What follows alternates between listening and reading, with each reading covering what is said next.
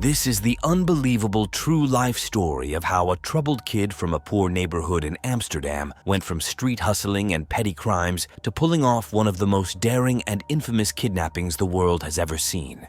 Cornelis Cor Van Hout was born on August 18, 1957 in Van Beuningenstraat, Amsterdam. He had 2 brothers and 2 sisters, one of whom was a half-sister and a half-brother from another father. His mother was a housewife. His stepfather was Martin Erkamps, a bricklayer in the construction industry. It took some time before he established a good relationship with him, but that was mainly because he could be quite troublesome as a boy. Cor attended the Rochesen School on Van Halstraat and was one of the best students in the class. His school test results were quite satisfactory, with 78 points, which meant he could easily go to the Lyceum. However, that didn't happen. At that time, the Lyceum was still for the wealthier, and besides, it was far away from where he lived. Therefore, he attended the MAVO at Frederik Hendrik Plansoen in Amsterdam. Things went awry there immediately. He failed the first year. At 11 years old, he never did homework and was difficult, impudent, and a troublemaker. He didn't like being coerced at school, and he opposed it, even if it meant fighting tooth and nail. As a result, he always had to stay after school and have detention.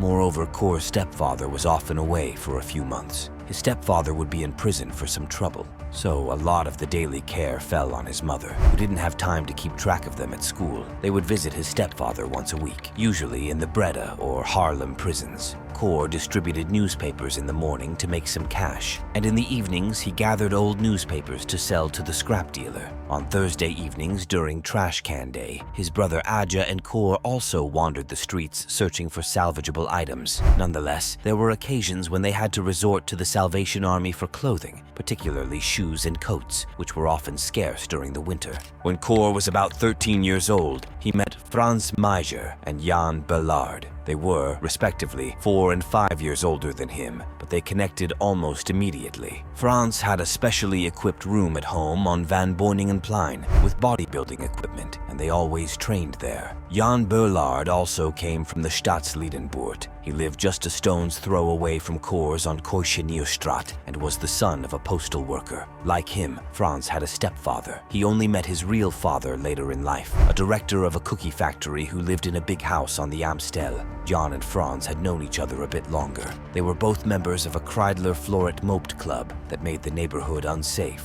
Meijer was a tiler by profession, although Cor never saw him do this, and Boillard was a carpenter's assistant, someone who could make anything his eyes saw with his hands. Cor soon noticed that Jan and Frans held the same principles and thoughts as his when it came to shaping the future. They also saw nothing in a pre-programmed existence, but were more attracted to the unpredictable sides of life. They spent a significant amount of time in the Sloterdijk area, walking Frans's dogs. He was one of the first Amsterdammers to own a pit bull terrier. He also had a German shepherd. While they let the dogs hunt hares, they engaged in conversations about various topics. During that period, Cor had his first encounter with the police and gun violence. He frequently played cards at the neighborhood center De Schroef on the corner of Oostzaanstraat, and it usually involved gambling. Despite playing with older boys, his training at Frans's house had prepared him well. One evening, tensions escalated. Following a game of blackjack, he got into a dispute with a boy who refused to pay up. The situation escalated, and when a physical altercation became inevitable, the boy suddenly brandished a modified gas pistol, caliber 6.35 mm, from his pants. He began shooting recklessly, and just as Cor was about to dodge, he was shot in the upper thigh. Initially, Cor pursued him,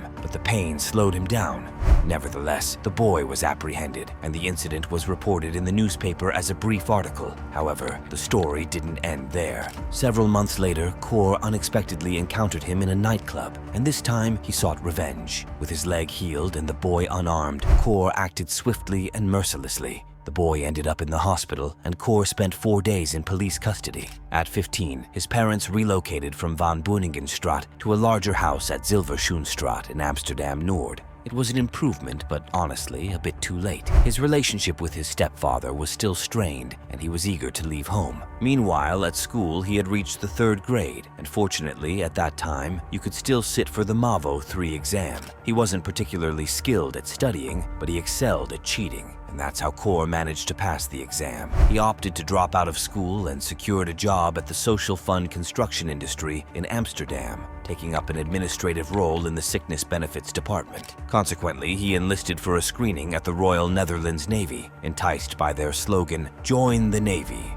see the world." That sounded appealing to him, matching his future aspirations better than the mundane office job. After enduring a 4-day assessment in Hollandse rating, he was approved. However, the experience of seeing the world in the Navy turned out to be a major letdown. Cor had anticipated commando training, shooting practice, and camping drills, but instead, he found himself serving officers in the mess hall and making beds as a steward. It was humiliating, but he endured it mainly because he was an esteemed Marine hero for his family back home. It was a narrative he kept alive, particularly for his friends, often embellishing stories of rigorous exercises and training sessions. Exiting the Navy wasn't straightforward. He had committed to 6 years, and they were reluctant to let him go. After a series of discussions with the doctor, who deemed him still too young and ill-suited for Navy life, Cor received an honorable discharge. Upon returning to Mokum, he initially found employment for a few months at a clockmaker's on Vinkenstraat, where he learned to repair antique French pendulum clocks. In the evenings, he also worked alongside Frans Meijer and Jan Burlard for a rag merchant, where their tasks included compressing old clothes and rags into bales weighing 150 or 250 kilos. It was paid work and also doubled as a decent bodybuilding workout. After leaving the Navy, he no longer resided at home, but instead on the 4th floor of Besteverstraat in Amsterdam.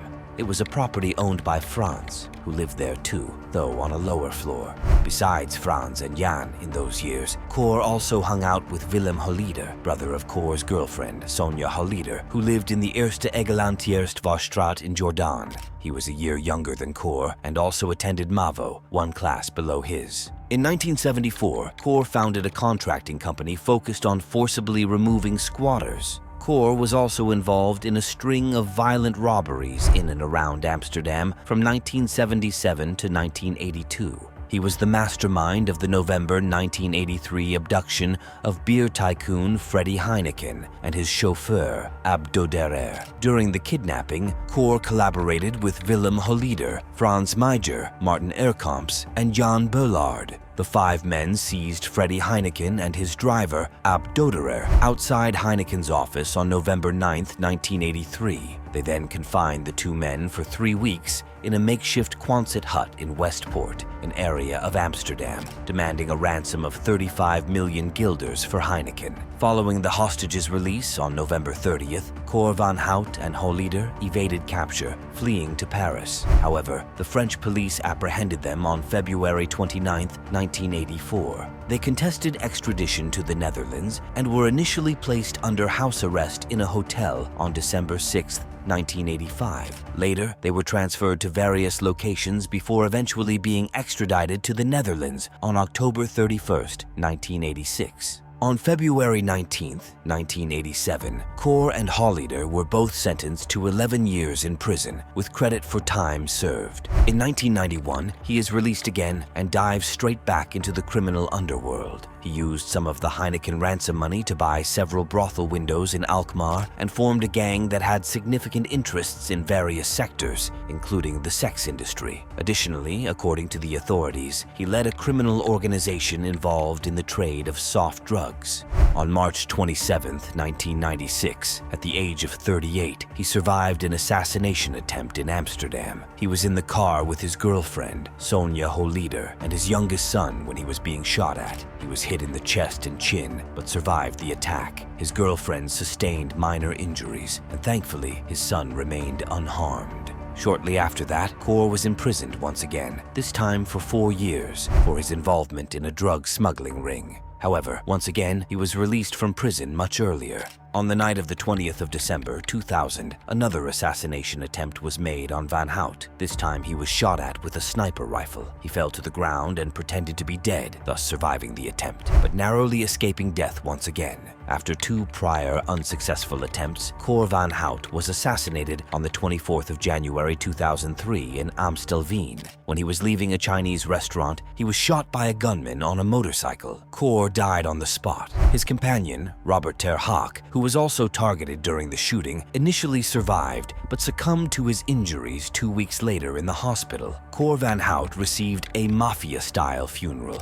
featuring a white hearse pulled by 8 Frisian horses, leading a procession of 15 white limousines. The complete funeral, valued at €250,000, was paid by Willem Holleder. Subsequently, Willem Holleder took over a series of profitable brothels registered under Cor Van Hout's name. In July 2019, his former associate Willem Holleder was convicted for his role in several murders, including ordering Cor's assassination and the manslaughter of an individual accompanying Cor at the time of the killing. And this ends the unbelievable true story of Cor Van Hout, a kid from the poor streets of Amsterdam who rose to become the criminal mastermind behind one of the most daring kidnappings the world has ever witnessed, and who was later assassinated by the orders of his own brother-in-law. What are your thoughts on this story? Share your opinions in the comments section, and don't forget to like, subscribe, and turn on notifications so you don't miss the next episode. Thanks for watching.